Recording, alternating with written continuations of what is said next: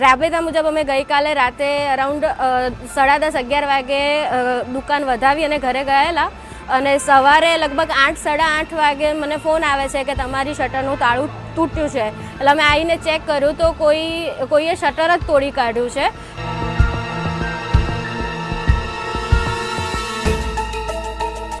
મને સવારે ફોન આવ્યો મારા ભાઈબંધનો કે દુકાનના તાળા તૂટ્યા ને તું ફટાફટ ત્યાં જા. ત્યાં ગયો એટલે ખબર પડી કે તાળું તૂટેલું હોય, બટ ખોલવાની ના પાડી હતી કારણ કે પોલીસને કોન્ટેક્ટ કર્યો એ આવશે અને તપાસ કરે. 10,000ની કેસ તો ગઈ જ છે અમારે ફિક્સ.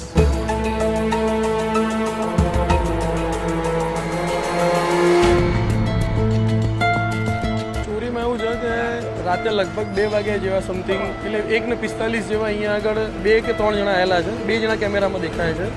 એ લોકો આવીને અહીંયા આગળ પહેલાં શટર તોડ્યું, એટલે પહેલાં અંદર જે કેશ પડી હતી અરાઉન્ડ 42-40 હજાર જેવી એ લઈ ગયેલા હશે. સર્કલ લઈને આવેલા છે ને આખું પ્રોપર ચોરી કરી છે.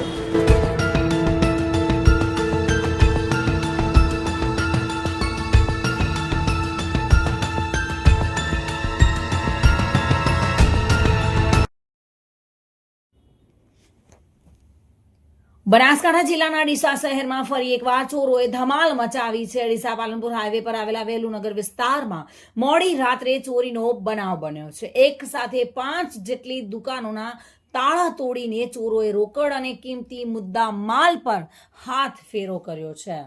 ડીસા પાલનપુર હાઈવે પર આવેલા વેલુનગર વિસ્તારમાં જોરકો સુથરિયા સ્વીટ્સ, ચાય નગરી, Meldi auto construction, Yogeshwar cement agency અને ભારત ઓટો પાર્ટ્સમાં ચોરો ઘૂસી ગયા હતા. આ દુકાનોમાંથી ₹55,000 જેટલા રોકડા, 2 મોબાઈલ સહિત ₹1 લાખ કરતાં પણ વધુનો મુદ્દામાલ ચોરાઈ ગયો હોવાનું વેપારીઓએ જણાવ્યું છે.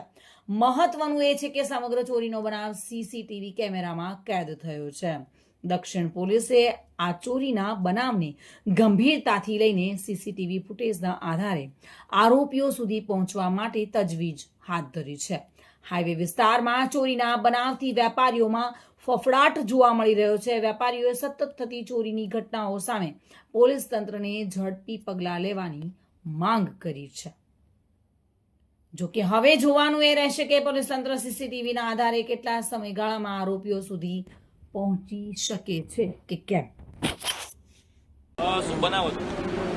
મને સવારે ફોન આવ્યો મારા ભાઈબંધનો કે દુકાનના તાળા તૂટ્યા ને તું ફટાફટ ત્યાં જા. ત્યાં ગયો એટલે ખબર પડી કે તાળું તૂટેલું હોય, બટ ખોલવાની ના પાડી હતી કારણ કે પોલીસને કોન્ટેક્ટ કર્યો એ આવશે અને તપાસ કરે. 10,000 જેટલું કેશ પડ્યું હતું. કેશ બધું જતું રહ્યું. હા, અમારી બાજુમાં કેફે જોરકો કરીને એમાં પણ તાળા તૂટેલા છે અને અંદર ચોરી તો હા હાલ ચેક કરવા આવ્યા હતા. હવે ખબર પડે આગળ શું કરે. 10,000ની કેસ તો ગઈ જ છે અમારે ફિક્સ. જય આચાર્ય. મારું નામ શાલિનીબેન હિમાંશુભાઈ સુતરિયા છે. અહીં ઝોરકો સુતરિયા સ્વીટ્સ ઇસ્કોન ક્રિસ્ટલની અંદર અમારી શોપ આવેલી છે, કેફે છે. અને રાબેતા મુજબ અમે ગઈકાલે રાતે અરાઉન્ડ 10:30-11 વાગે દુકાન વધાવી અને ઘરે ગયેલા અને સવારે લગભગ 8-8:30 વાગે મને ફોન આવે છે કે તમારી શટરનું તાળું તૂટ્યું છે. એટલે અમે આવીને ચેક કર્યું તો કોઈએ શટર જ તોડી કાઢ્યું છે અને અમે સીધી FIR દર્જ કરાવેલી, પોલીસને જાણ કરી છે અને એમને આવી અને ચેક કર્યું છે. શું ચોરી થઈ છે, શું ગયું છે, હજુ અમને ખ્યાલ નથી આવ્યો. હા, આ ઇસ્કોન ક્રિસ્ટલની અંદર જ અમારી બાજુમાં એક પાર્લર છે ચાય નગરી કરીને, એમને પણ ચોરી થઈ છે. એટલે શટર તૂટ્યું છે અને એક દુકાન છોડીને હજી એક બીજી દુકાન છે સ્ટીલની, એમને ત્યાં બી ઓટોમોબાઈલ વાળાને એમને ત્યાં બી ચોરી થયેલી એવી આશંકા છે. ચોરીમાં એવું છે કે રાતે લગભગ 2 વાગ્યા જેવા સમથિંગ, એટલે 1:45 જેવા અહીંયા આગળ 2 કે 3 જણા આવેલા છે. 2 જણા કેમેરામાં દેખાય છે. એ લોકો આવીને અહીંયા આગળ પહેલાં શટર તોડ્યું, એટલે પહેલાં કેમેરામાં દેખાય પ્રમાણે કેમેરા તોડતી વખતે બાજુવાળાના પંચાલના ત્યાંથી 2 એંગલો લઈને આવેલા છે, C ચેનલો, અને પછી અંદર શટરના નીચે નાખીને અને જેકથી તોડી નાખ્યા છે શટર. અંદર ગયા પછી એમને ડ્રોવરો તોડ્યા છે. અંદર જે પ્રમાણે કેમેરામાં દેખાય છે એ પ્રમાણે 2 મોબાઈલ, એક અમારા માણસનો મોબાઈલ, 3 મોબાઈલ અને એક ટેબ્લેટ રાઉન્ડ એને એ વસ્તુ મુદ્દામાં લઈ ગયેલા છે. અંદર જે કેશ પડી હતી અરાઉન્ડ 42-40 હજાર જેવી એ લઈ ગયેલા હશે અને એકાઉન્ટિંગ સોફ્ટવેર ને આપણું કોમ્પ્યુટર અંદર પડેલું છે. બાજુમાં એક તૂટેલી છે, એક આપણી તૂટેલી છે અને ઇસ્કોનમાં બીજી 2 કે 3 દુકાનો ઇસ્કોનમાં તૂટેલી છે. 4-5 દુકાનો એ લોકો રાતે તોડી. 2 બાર અમારા ત્યાં 1:45 આવેલા છે તો અને 2 બાર 2:13 સમથિંગ અહીંયા રેવાયેલા. સવારના 8 વાગે જઈને દક્ષિણ પોલીસ સ્ટેશનમાં જઈને વાત કરી છે પણ હજુ સુધી કોઈ આવ્યું નથી.